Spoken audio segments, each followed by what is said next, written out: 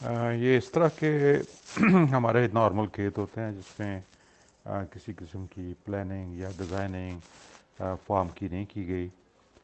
खाले बड़े बड़े हैं, उनके ऊपर बेशुमार किस्म के घास फूस उगा हुआ है, दरख्त उगे हुए हैं, झाड़ियाँ उगी हुई हैं, और बहुत सारा रकबा जो है हमारा वो काबिल इस्तेमाल नहीं है। वो इस तरीके से खाले बनों में जो हमने ज़ाया किया हुआ है। उसके बाद मैं आपको अगली स्लाइड में दिखाता हूँ कि किस तरीके से फिर उसका टोपोग्राफी सर्वे किया जाता है।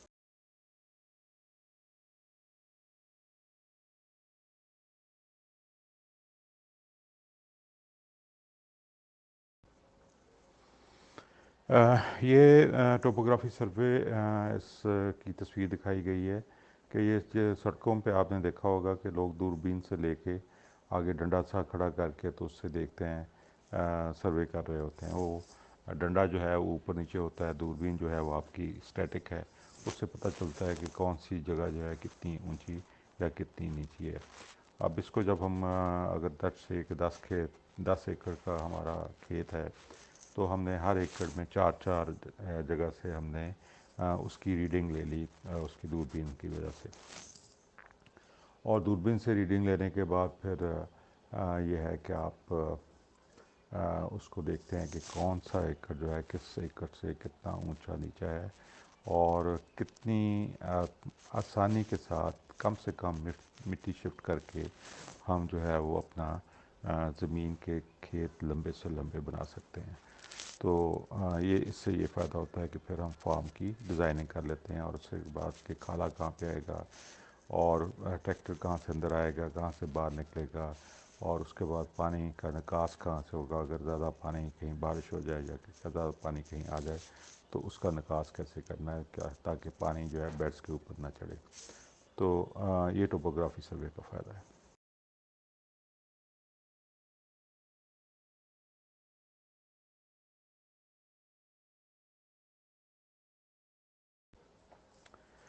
इसके बाद जो दरख्त वक्त बनने चलने खाले वाले सारे गिरा दिए जाते हैं, ताकि वो सारी जगह हम रिकवर कर ले और उसको भी हम काबिल इस्तेमाल लेके आ सकें।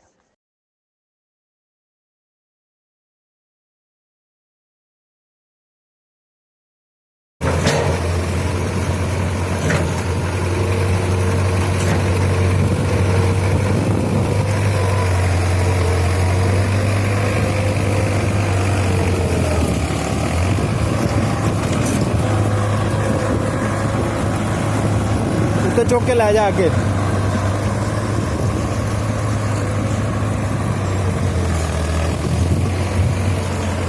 अब इस वक्त इसने मट्टी उठा ली और लॉक कर लिया।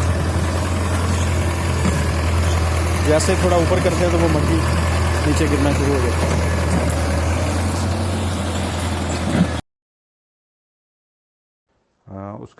उसके बाद का मरला ये होता है कि आप अगर बहुत ज़्यादा कोई फ़र्क 2 4 6 इंच 8 इंच का फ़र्क हो, बाज़ अवत ऐसा होता है कि आपके एक 2 कनाल या 4 कनाल जगह वो बहुत ऊंची है, दूसरी रकबे से वहाँ पानी नहीं चढ़ता या और कोई मसले होते हैं, या नीची है वहाँ पे जाके, तो उसको लेवल करने के लिए फिर ये बल्क, इसको सॉइल शिफ्टर कहते हैं, स्क्रैपर भी कहते हैं आम ज़बान में। तो इससे मिट्टी जो है उठा के वहाँ पे गिरा दी जाती है, और इससे ये सबसे ज़्यादा एफिशिएंट है। कराहा या लेज़र जो होता है ये लंबी ज़्यादा मिट्टी यानी कि ज़्यादा दूर दूर तक ले जाने के लिए इस्तेमाल नहीं किया जाता। वो बहुत ही फाइन बारीक 1 आध इंच का जो फ़र्क है उसको वो निकालता है।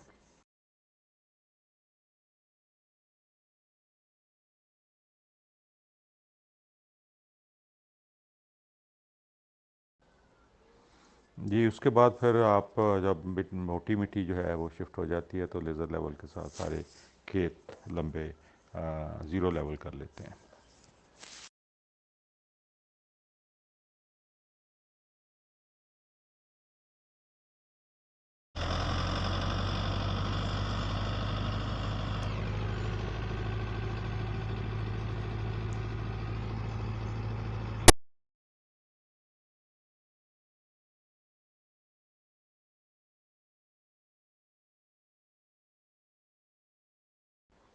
अब ये 10 एकड़ का प्लाट 10 एकड़ की लंबाई जो है वो ज़ीरो लेवल होगी, यानी कि 2000 फुट लंबा प्लाट जो है वो ज़ीरो लेवल हो गया है, ये आप इसमें देख सकते हैं।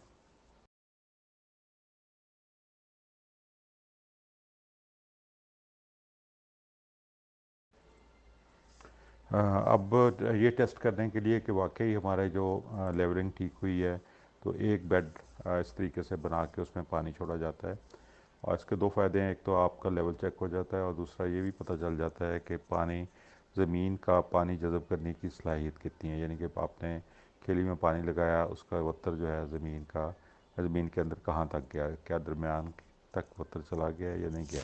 अगर दरमियान तक वत्तर नहीं गया तो इसका मतलब है कि सॉइल जो है उसमें पानी जज़ब करने की और पानी मूव करने की सलाहियत बहुत कम है, और उसका फिर आगे हम इलाज करते हैं।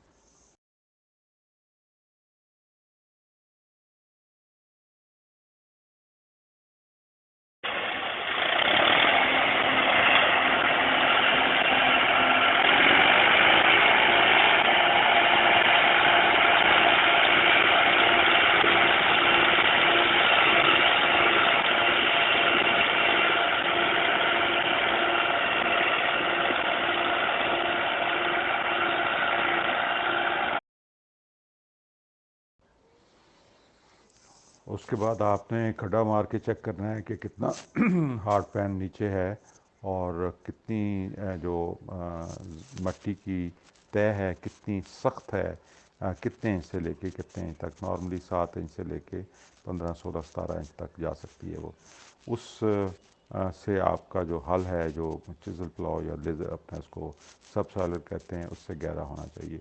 ये सब सॉइलर जो है ये बेशक 5-5 फुट के ऊपर भी हम चला दें तो वो काफ़ी होता है, क्योंकि जो नीचे लेयर होती है वो फ्रजाइल होती है। फ्रजाइल का मतलब ये है कि वो शीशे की प्लेट की तरह होती है, अगर वो गिर के जाए तो कचरी कचरी हो जाती है। इसी तरीके से जब हम ये लंबा फहरा गहरा चलाते हैं उसमें से, तो फिर वो जो हार्ड पैन की लेयर है वो कचरी कचरी हो जाती है, और हमारा मकसद हल हो जाता है। और उसके बाद ये हल चलाने के बाद फिर भरवां पानी लगाते हैं। अगर पीएच वगैरह ज़्यादा हो या पानी जज़ब करने की सलाहियत हो तो 7-8 किलो इसमें पानी के साथ जो है ना सल्फ्यूरिक एसिड वो मिक्स करके उसको दे देते हैं, और भरवां पानी लगा देते हैं।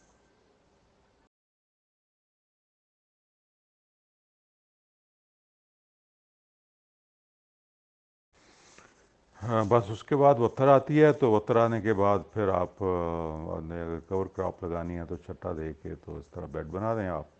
अगर आपके पास प्लांटिंग मशीन है तो पहले बेड बना के, तो उसके बाद बेड के ऊपर आप जो भी फसल काश्त करनी है, या कवर क्रॉप काश्त करनी है, जंतक काश्त करना है, या जो भी चीज़ काश्त करनी है वो उसके बेड के ऊपर। ये हमारे जो बेड्स होंगे ये परमानेंट होंगे। इनको इन बेड्स को जो है दोबारा हमने ना गिराना है ना इसको मूव करना है, ये इसी जगह पे कायम रहेंगे। और 2-4 साल बाद अगर इसकी शक्ल थोड़ी बहुत बारिशों की वजह से या पानी लगाने की वजह से ख़राब हो जाए तो फिर इसको एक दफ़ा ये बेड शेपर जो है इसको दोबारा उसमें से गुजार देते हैं, उसको रीशेप कर देता है बेड को।